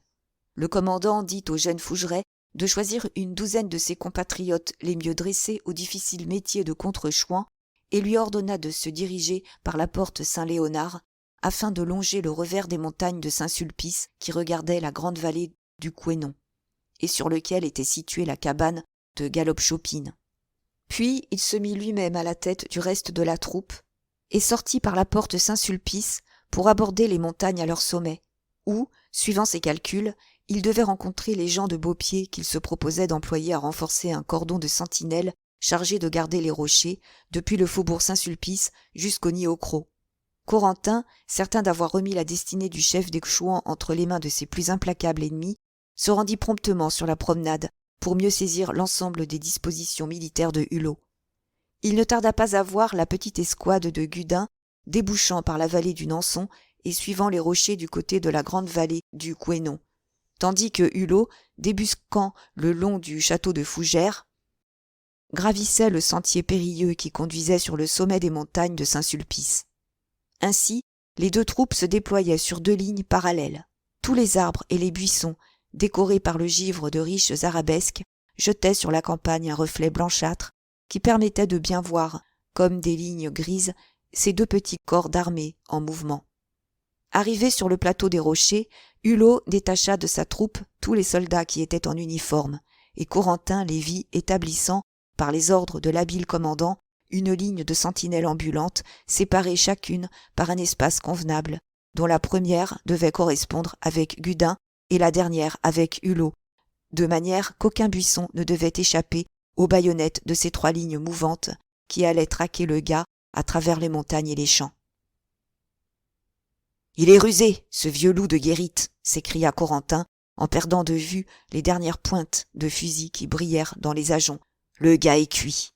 Si Marie avait livré ce damné marquis, nous eussions, elle et moi, été unis par le plus fort des liens. Une infamie.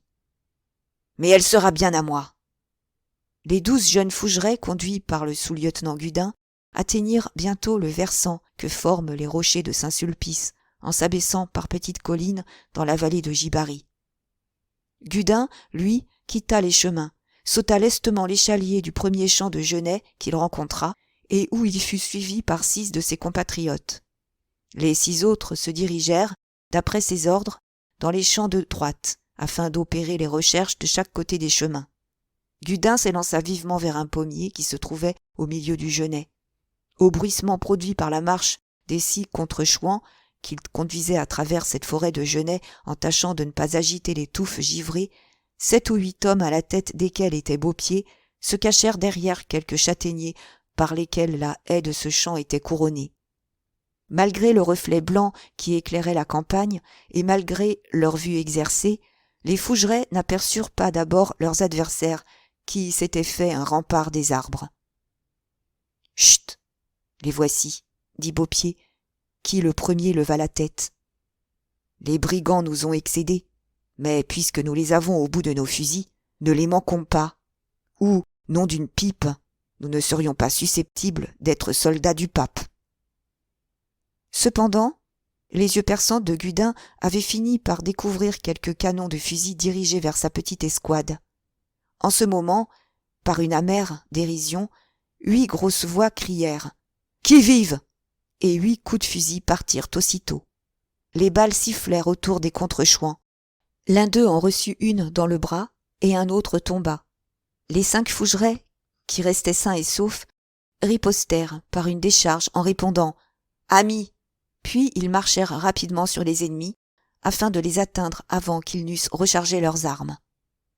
« Nous ne savions pas si bien dire, » s'écria le jeune sous-lieutenant en reconnaissant les uniformes et les vieux chapeaux de sa demi-brigade. « Nous avons agi en vrais Bretons. Nous nous sommes battus avant de nous expliquer. » Les 8 soldats restèrent stupéfaits en reconnaissant Gudin.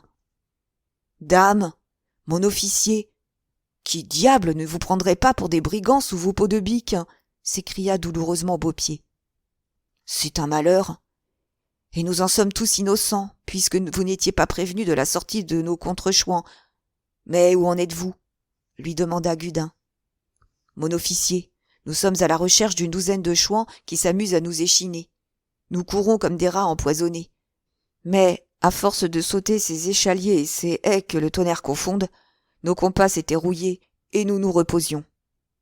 Je crois que les brigands doivent être maintenant dans les environs de cette grande baraque d'où vous voyez sortir de la fumée. »« Bon !» s'écria Gudin. « Vous autres, dit-il aux 8 soldats et à Beaupied, vous allez vous replier sur les rochers de Saint-Sulpice, à travers les champs, et vous y appuierez la ligne de sentinelles que le commandant y a établie. Il ne faut pas que vous restiez avec nous autres, puisque vous êtes en uniforme. Nous voulons, 1000 cartouches, venir à bout de ces chiens-là. Le gars est avec eux. Les camarades vous en diront plus long que je ne vous en dis. Filez sur la droite, et n'administrez pas de coups de fusil à 6 de nos peaux de bique que vous pourrez rencontrer. Vous reconnaîtrez nos contre-chouans à leurs cravates qui sont roulées en corde sans nœud. » Gudin laissa ses 2 blessés sous le pommier en se dirigeant vers la maison de Galop-Chopine, que Beaupied venait de lui indiquer et dont la fumée lui servit de boussole. Pendant que le jeune officier était mis sur la piste des chouans par une rencontre assez commune dans cette guerre, mais qui aurait pu devenir plus meurtrière, le petit détachement que commandait Hulot avait atteint sur sa ligne d'opération un point parallèle à celui où Gudin était parvenu sur la sienne. Le vieux militaire, à la tête de ses contre-chouans, se glissait silencieusement le long des haies avec toute l'ardeur d'un jeune homme. Il sautait les échaliers encore assez légèrement en jetant ses yeux fauves sur toutes les hauteurs et prêtant, comme un chasseur, l'oreille au moindre bruit. Au 3e champ dans lequel il entra, il aperçut une femme d'une 30aine d'années, occupée à labourer la terre à la houe, et qui, toute courbée, travaillait avec courage. Tandis qu'un petit garçon âgé d'environ 7 à 8 ans, armé d'une serpe, secouait le givre de quelques ajoncs qui avaient poussé çà et là, les coupait et les mettait en tas. Au bruit que fit Hulot, en retombant lourdement de l'autre côté de l'échalier, le petit gars et sa mère levèrent la tête. Hulot prit facilement cette jeune femme pour une vieille. Des rides venues avant le temps sillonnaient le front et la peau du cou de la Bretonne. Elle était si grotesquement vêtue d'une peau de bique usée que, sans une robe de toile jaune et sale, marque distinctive de son sexe, Hulot n'aurait su à quel sexe la paysanne appartenait, car les longues mèches de ses cheveux noirs étaient cachées sous un bonnet de laine rouge. Les haillons dont le petit gars était à peine couvert en laissaient voir la peau. « Oh, la vieille !» cria Hulot d'un ton bas à cette femme en s'approchant d'elle. « Où est le gars ?» En ce moment, les 20 contre-chouans qui suivaient Hulot franchirent les enceintes du champ. « Oh, pour aller au gars, faut que vous retourniez d'où vous venez ?» répondit la femme après avoir jeté un regard de défiance sur la troupe. « Est-ce que je te demande le chemin du faubourg du Gars à Fougères, vieille carcasse ?» répliqua brutalement Hulot, Par Sainte-Anne-d'Auray, as-tu vu passer le gars ? Je ne sais pas ce que vous voulez dire, répondit la femme en se courbant pour reprendre son travail. Garce damnée ! Veux-tu donc nous faire avaler par les bleus qui nous poursuivent ? S'écria Hulot. À ces paroles, la femme releva la tête et jeta un nouveau regard de méfiance sur les contre-chouans en leur répondant. Comment les bleus peuvent-ils être à vos trousses ? J'en viens de voir passer 7 à 8 qui regagnent Fougères par le chemin d'en bas. Ne dirait-on pas qu'elle va nous mordre avec son nez ? Reprit Hulot. Tiens, regarde, vieille bique. Et le commandant lui montra du doigt, à une 50aine de pas en arrière, 3 ou 4 de ses sentinelles, dont les chapeaux, les uniformes et les fusils étaient faciles à reconnaître. Veux-tu laisser égorger ceux que Marchater envoie au secours du gars que les Fougerets veulent prendre ? Reprit-il avec colère. Ah, excusez, reprit la femme. Mais il est si facile d'être trompé. De quelle paroisse êtes-vous donc ? Demanda-t-elle. De Saint-Georges, s'écrièrent 2 ou 3 Fougerets en bas breton. Et nous mourrons de faim. Eh bien, tenez, répondit la femme. Voyez-vous cette maison, là-bas ? C'est ma maison. En suivant les routins de droite, vous y arriverez par en haut. Vous trouverez peut-être mon homme en route. Galop-Chopine doit faire le guet pour avertir le gars, puisque vous savez qu'il vient aujourd'hui, chez nous, ajouta-t-elle avec orgueil. Merci, bonne femme, répondit Hulot. En avant, vous autres, tonnerre de Dieu, ajouta-t-il en parlant à ses hommes. Nous le tenons. À ces mots, le détachement suivit au pas de course le commandant qui s'engagea dans les sentiers indiqués. En entendant le juron si peu catholique du soi-disant chouan, la femme de Galop-Chopine pâlit. Elle regarda les guêtres et les peaux de bique des jeunes Fougerets, s'assit par terre, serra son enfant dans ses bras et dit « Que la Sainte Vierge d'Auray et le bienheureux saint Labre aient pitié de nous. Je ne crois pas que ce soient nos gens, leurs souliers sont sans clous. Cours par le chemin d'en bas, prévenir ton père. Il s'agit de sa tête, dit-elle au petit garçon, qui disparut comme un daim à travers les genêts et les ajoncs. Cependant, mademoiselle de Verneuil n'avait rencontré sur sa route aucun des partis bleus ou chouans qui se pourchassaient les uns les autres dans le labyrinthe de champs situés autour de la cabane de Galop-Chopine. En apercevant une colonne bleuâtre, s'élevant du tuyau à demi détruit de la cheminée de cette triste habitation, son cœur éprouva une de ces violentes palpitations dont les coups précipités et sonores semblent monter dans le cou comme par flots. Elle s'arrêta, s'appuya de la main sur une branche d'arbre et contempla cette fumée qui devait également servir de fanal aux amis et aux ennemis du jeune chef. Jamais elle n'avait ressenti d'émotion si écrasante. « Ah, je l'aime trop, se dit-elle avec une sorte de désespoir. Aujourd'hui, je ne serai peut-être plus maîtresse de moi. » Tout à coup, elle franchit l'espace qui la séparait de la chaumière et se trouva dans la cour, dont la fange avait été durcie par la gelée.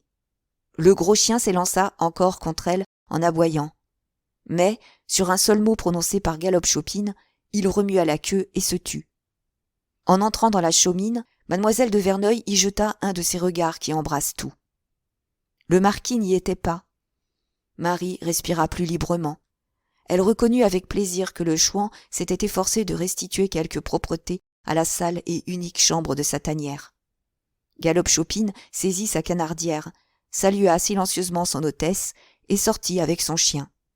Elle le suivit jusque sur le seuil et le vit s'en allant par le sentier qui commençait à droite de sa cabane et dont l'entrée était défendue par un gros arbre pourri en y formant un échalier presque ruiné. De là, elle put apercevoir une suite de champs dont les échaliers présentaient à l'œil comme une enfilade de portes, car la nudité des arbres et des haies permettait de bien voir les moindres accidents du paysage. Quand le large chapeau de Galop-Chopine eut tout à fait disparu, mademoiselle de Verneuil se retourna vers la gauche pour voir l'église de Fougères. Mais le hangar la lui cachait entièrement. Elle jeta les yeux sur la vallée du Couesnon, qui s'offrait à ses regards, comme une vaste nappe de mousseline, dont la blancheur rendait plus terne encore un ciel gris et chargé de neige. C'était une de ces journées où la nature semble muette et où les bruits sont absorbés par l'atmosphère. Aussi, quoique les Bleus et leurs contre-chouans marchassent dans la campagne sur 3 lignes en formant un triangle qu'ils resserraient en s'approchant de la cabane, le silence était si profond que mademoiselle de Verneuil se sentit ému par des circonstances qui ajoutaient à ses angoisses une sorte de tristesse physique. Il y avait du malheur dans l'air. Enfin, à l'endroit où un petit rideau de bois terminait l'enfilade d'échaliers, elle vit un jeune homme sautant les barrières comme un écureuil et courant avec une étonnante rapidité. « C'est lui », se dit-elle. Simplement vêtu comme un chouan, le gars portait son tromblon en bandoulière, derrière sa peau de bique, et, sans la grâce de ses mouvements, il aurait été méconnaissable. Marie se retira précipitamment dans la cabane, en obéissant à l'une de ces déterminations instinctives aussi peu explicables que l'est la peur. Mais bientôt le jeune chef fut à 2 pas d'elle, devant la cheminée, où brillait un feu clair et animé. Tous deux se trouvèrent sans voix, craignirent de se regarder ou de faire un mouvement. Une même espérance unissait leurs pensées, un même doute les séparait. C'était une angoisse, c'était une volupté. « Monsieur, dit enfin mademoiselle de Verneuil d'une voix émue, le soin de votre sûreté m'a seul amené ici. »« Ma sûreté ?» reprit-il avec amertume. « Oui, répondit-elle, tant que je resterai à Fougères, votre vie est compromise, et je vous aime trop pour n'en pas partir ce soir.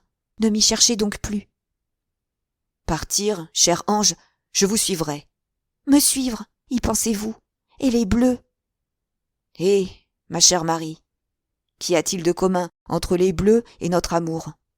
Mais il me semble qu'il est difficile que vous restiez en France, près de moi, et plus difficile encore que vous la quittiez avec moi. » Y a-t-il donc quelque chose d'impossible à qui aime bien ? Ah oui, je crois que tout est possible. N'ai-je pas eu le courage de renoncer à vous, pour vous ? Quoi ? Vous vous êtes donné à un être affreux que vous n'aimiez pas, et vous ne voulez pas faire le bonheur d'un homme qui vous adore, de qui vous remplirez la vie, et qui jure de n'être jamais qu'à vous. Écoute-moi, Marie. M'aimes-tu ? Oui, dit-elle. Eh bien, sois à moi. Avez-vous oublié que j'ai repris le rôle infâme d'une courtisane, et que c'est vous qui devez être à moi ? Si je veux vous fuir, c'est pour ne pas laisser retomber sur votre tête le mépris que je pourrais encourir. Sans cette crainte, peut-être. Mais si je ne redoute rien. Et qui m'en assurera ? Je suis défiante. Dans ma situation, qui ne le serait pas, si l'amour que nous inspirons ne dure pas. Au moins doit-il être complet, et nous faire supporter avec joie l'injustice du monde. Qu'avez-vous fait pour moi ? Vous me désirez. Croyez-vous vous être élevé par là, bien au-dessus de ceux qui m'ont vu jusqu'à présent ? Avez-vous risqué, pour une heure de plaisir, vos chouans, sans plus vous en soucier que je ne m'inquiétais des bleus massacrés quand tout fut perdu pour moi ? Et si je vous ordonnais de renoncer à toutes vos idées, à vos espérances, à votre roi qui m'offusque et qui, peut-être, se moquera de vous quand vous périrez pour lui, tandis que je saurais mourir pour vous avec un saint respect ? Enfin, si je voulais que vous envoyassiez votre soumission au premier consul pour que vous puissiez me suivre à Paris, si j'exigeais que nous allassions en Amérique y vivre loin d'un monde où tout est vanité, afin de savoir si vous m'aimez bien pour moi-même, comme en ce moment je vous aime. Pour tout dire en un mot, si je voulais, au lieu de m'élever à vous, que vous tombassiez jusqu'à moi, que feriez-vous ? Tais-toi, Marie, ne te calomnie pas. Pauvre enfant, je t'ai deviné. Va, si mon premier désir est devenu de la passion, ma passion est maintenant de l'amour. Chère âme de mon âme, je le sais, tu es aussi noble que ton nom, aussi grande que belle. Je suis assez noble et me sens assez grand moi-même pour t'imposer au monde. Est-ce parce que je pressens en toi des voluptés inouïes et incessantes ? Est-ce parce que je crois rencontrer en ton âme ces précieuses qualités qui nous font toujours aimer la même femme ? J'en ignore la cause. Mais mon amour est sans bornes, et il me semble que je ne puis plus me passer de toi. Oui, ma vie serait pleine de dégoût si tu n'étais toujours près de moi. Comment près de vous ? Oh, Marie, tu ne veux donc pas deviner ton Alphonse ? Ah, croiriez-vous me flatter beaucoup en m'offrant votre nom, votre main ? Dit-elle avec un apparent dédain, mais en regardant fixement le marquis pour en surprendre les moindres pensées. Et savez-vous si vous m'aimerez dans 6 mois? Et alors, quel serait mon avenir? Non, non, une maîtresse est la seule femme qui soit sûre des sentiments qu'un homme lui témoigne. Car le devoir, les lois, le monde, l'intérêt des enfants n'en sont pas les tristes auxiliaires. Et si son pouvoir est durable, elle y trouve des flatteries et un bonheur qui font accepter les plus grands chagrins du monde. Être votre femme et avoir la chance de vous peser un jour? À cette crainte, je préfère un amour passager, mais vrai, quand même la mort et la misère en seraient la fin. Oui, je pourrais l'être, mieux que tout autre, une mère vertueuse, une épouse dévouée. Mais pour entretenir de tels sentiments dans l'âme d'une femme, il ne faut pas qu'un homme l'épouse dans un accès de passion. D'ailleurs, sais-je moi-même si vous me plairez demain? Non, je ne veux pas faire votre malheur. Je quitte la Bretagne, dit-elle en apercevant de l'hésitation dans son regard. Je retourne à Fougères, et vous ne viendrez pas me chercher là. Eh bien, après-demain, si dès le matin tu vois de la fumée sur les roches de Saint-Sulpice, le soir je serai chez toi, amant, époux, ce que tu voudras que je sois. J'aurai tout bravé. Mais, Alphonse, tu m'aimes donc bien, dit-elle avec ivresse, pour risquer ainsi ta vie avant de me la donner? Il ne répondit pas. Il la regarda, elle baissa les yeux, mais il lut sur l'ardent visage de sa maîtresse un délire égal au sien, et alors il lui tendit les bras. Une sorte de folie entraîna Marie, qui alla tomber mollement sur le sein du marquis, décidée à s'abandonner à lui pour faire de cette faute le plus grand des bonheurs, en y risquant tout son avenir, qu'elle rendait plus certain si elle sortait victorieuse de cette dernière épreuve. Mais à peine sa tête s'était-elle posée sur l'épaule de son amant, qu'un léger bruit retentit au dehors. Elle s'arracha de ses bras comme si elle se fût réveillée, et s'élança hors de la chaumière. Elle put alors recouvrer un peu de sang-froid et penser à sa situation. Il m'aurait accepté, et se serait moqué de moi, peut-être, se dit-elle. Ah, si je pouvais le croire, je le tuerais. Ah, pas encore, cependant, reprit-elle en apercevant Beaupied, à qui elle fit un signe que le soldat comprit à merveille. Le pauvre garçon tourna brusquement sur ses talons, en feignant de n'avoir rien vu. Tout à coup, mademoiselle de Verneuil rentra dans le salon en invitant le jeune chef à garder le plus profond silence, par la manière dont elle se pressa les lèvres sous l'index de sa main droite. « Ils sont là, dit-elle avec terreur et d'une voix sourde. « Qui ?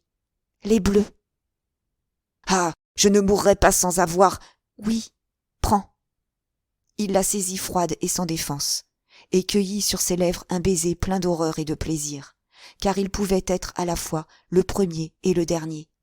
Puis ils allèrent ensemble sur le seuil de la porte, en y plaçant leurs têtes de manière à tout examiner sans être vus. Le marquis aperçut Gudin à la tête d'une douzaine d'hommes qui tenaient le bas de la vallée du Couesnon. Il se tourna vers l'enfilade des échaliers. Le gros tronc d'arbre pourri était gardé par 7 soldats. Il monta sur la pièce de cidre, enfonça le toit de bardeaux pour sauter sur l'éminence, mais il retira précipitamment sa tête du trou qu'il venait de faire. Hulot couronnait la hauteur et lui coupait le chemin de Fougères. En ce moment, il regarda sa maîtresse qui jeta un cri de désespoir. Elle entendait les trépignements des 3 détachements réunis autour de la maison. « Sors la première, lui dit-il, tu me préserveras. » En entendant ce mot, pour elle sublime, elle se plaça toute heureuse en face de la porte, pendant que le marquis armait son tromblon. Après avoir mesuré l'espace qui existait entre le seuil de la cabane et le gros tronc d'arbre, le gars se jeta devant les 7 bleus, les cribla de sa mitraille et se fit un passage au milieu d'eux. Les 3 troupes se précipitèrent autour de l'échalier que le chef avait sauté, et le virent alors courant dans le champ avec une incroyable célérité. « Feu, feu, 1000 noms d'un diable! Vous n'êtes pas français! Feu, donc, matin !» cria Hulot d'une voix tonnante. Au moment où il prononçait ces paroles du haut de l'éminence, ces hommes et ceux de Gudin firent une décharge générale qui, heureusement, fut mal dirigée. Déjà le marquis arrivait à l'échalier qui terminait le premier champ, mais au moment où il passait dans le second, il faillit être atteint par Gudin qui s'était élancé sur ses pas avec violence. En entendant ce redoutable adversaire à quelques toises, le gars redoubla de vitesse. Néanmoins, Gudin et le marquis arrivèrent presque en même temps à l'échalier, mais Montauran lança si adroitement son tromblon à la tête de Gudin qu'il le frappa et en retarda la marche. Il est impossible de dépeindre l'anxiété de Marie et l'intérêt que manifestaient à ce spectacle Hulot et sa troupe. Tous, ils répétaient silencieusement, à leur insu, les gestes des deux coureurs. Le gars et Gudin parvinrent ensemble au rideau blanc de givre formé par le petit bois. Mais l'officier rétrograda tout à coup et s'effaça derrière un pommier.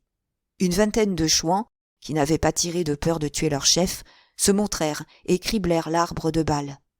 Toute la petite troupe de Hulot s'élança au pas de course pour sauver Gudin, qui, se trouvant sans armes, revenait de pommier en pommier, en saisissant, pour courir, le moment où les chasseurs du roi chargeaient leurs armes.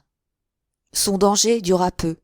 Les contre-chouans mêlés aux bleus et Hulot à leur tête vinrent soutenir le jeune officier à la place où le marquis avait jeté son tromblon. En ce moment, Gudin aperçut son adversaire tout épuisé, assis sous un des arbres du petit bouquet du bois. Il laissa ses camarades se canardant avec les chouans retranchés derrière une haie latérale du champ. Il les tourna et se dirigea vers le marquis avec la vivacité d'une bête fauve. En voyant cette manœuvre, les chasseurs du roi poussèrent d'effroyables cris pour avertir leur chef. Puis, après avoir tiré sur les contre-chouans avec le bonheur qu'ont les braconniers, ils essayèrent de leur tenir tête, mais ceux-ci gravirent courageusement la haie qui servait de rempart à leurs ennemis, et y prirent une sanglante revanche. Les chouans gagnèrent alors le chemin qui longeait le champ, dans l'enceinte duquel cette scène avait lieu, et s'emparèrent des hauteurs que Hulot avait commis la faute d'abandonner. Avant que les bleus eussent eu le temps de se reconnaître, les chouans avaient pris pour retranchement les brisures que formaient les arêtes de ces rochers, à l'abri desquels ils pouvaient tirer sans danger sur les soldats de Hulot, si ceux-ci faisaient quelque démonstration de vouloir venir les y combattre. Pendant que Hulot, suivi de quelques soldats, allait lentement vers le petit bois pour y chercher Gudin, les Fougerets demeurèrent pour dépouiller les chouans morts et achever les vivants. Dans cette épouvantable guerre, les deux parties ne faisaient pas de prisonniers. Le marquis sauvé, les chouans et les bleus reconnurent mutuellement la force de leurs positions respectives et l'inutilité de la lutte, en sorte que chacun ne songea plus qu'à se retirer.